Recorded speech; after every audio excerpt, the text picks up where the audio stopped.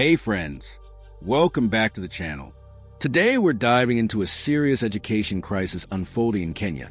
And trust me, this is something every parent, teacher, and student should hear. A newly released national report has revealed a troubling link between overcrowded classrooms and poor learning outcomes across primary schools in Kenya. And the numbers aren't just small, they're overwhelming. So let's unpack what's going on, why it matters, and what's at stake for the future of our children. Stick around because by the end of this video, you'll understand the real challenges facing Kenyan learning environments and what it could mean for the country's future workforce. First, let's break down the source of this information. The data comes from the Foundational Literacy and Numeracy Assessment FLANA, a detailed evaluation conducted by USWA Agenda, an organization focused on tracking educational equity and quality. This assessment looks at how well learners are performing in essential skills like reading, comprehension, and numeracy, especially in early primary years. And the findings? They paint a sobering picture of Kenya's primary education system. Teacher-to-student ratios, really bad news. Teachers are the backbone of any education system. But what happens when one teacher is responsible for too many learners? Here are the key ratios from the FLANA findings. National average, 41 learners per teacher in primary schools across Kenya. Public schools, even higher, 42 learners per teacher. Private schools, lower, 34 learners per teacher. So already we see a gap. Public schools are stretching resources more thinly than private schools. But it gets even worse. In urban public schools, the ratio jumps to a staggering 44 learners per teacher. When we look just at permanently employed teachers from the Teachers Service Commission, TSC, in rural public schools, one TSC teacher for every 45 learners. In urban public schools, one TSC teacher for every 68 learners.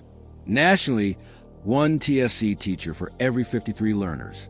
That means core teaching staff are being pushed far beyond manageable class sizes, especially in urban areas. How overcrowding hurts learning. Let's get into the real impact of these numbers.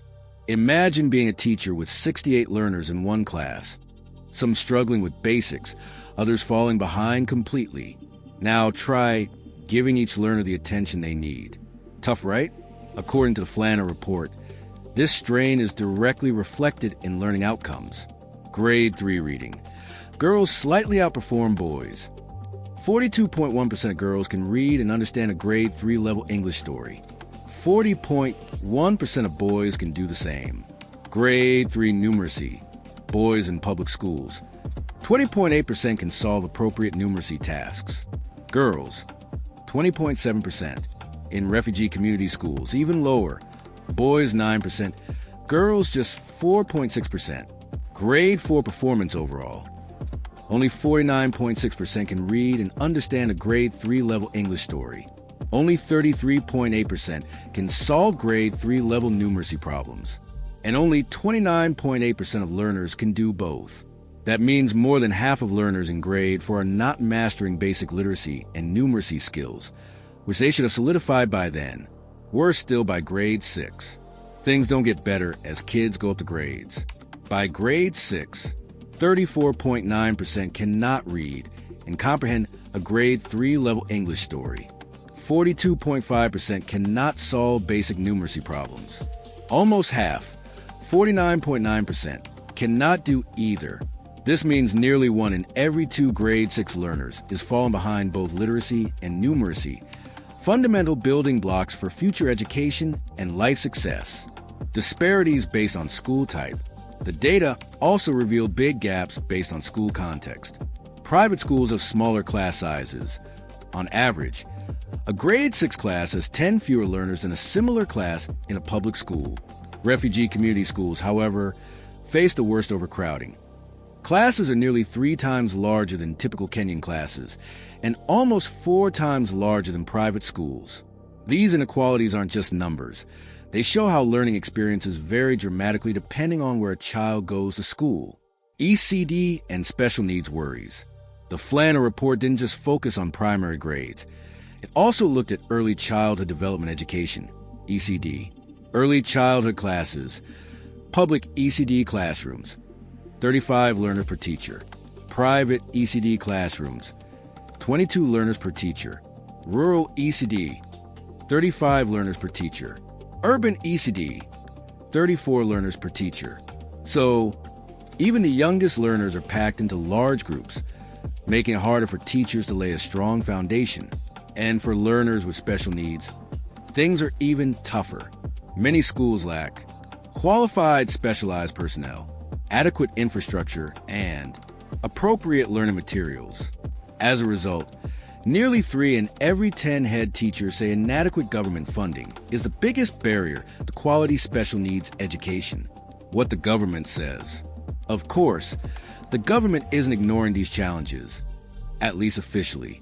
The Education Cabinet Secretary, Julius O. Gamba, says, over 100,000 teachers have been employed by the Teacher Service Commission in the past 3 years. Pre-service teacher education has been enhanced. School-based teacher support is being piloted. School meals programs are being introduced. These are steps in the right direction, but the data suggests the pace and scale of intervention still aren't enough to match the growing demands in many public schools. Why this matters for Kenya's future. Friends, this isn't just about test scores.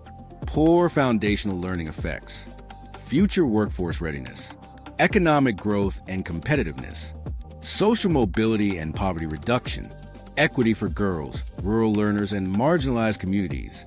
When almost half of learners can't read or do basic math by grade 6, we're talking about a national development challenge, not just an education issue. Let's wrap this up. Overcrowding, teacher shortages, and inequalities are harming learning outcomes across Kenya. Too many learners are not mastering basics by key grade levels.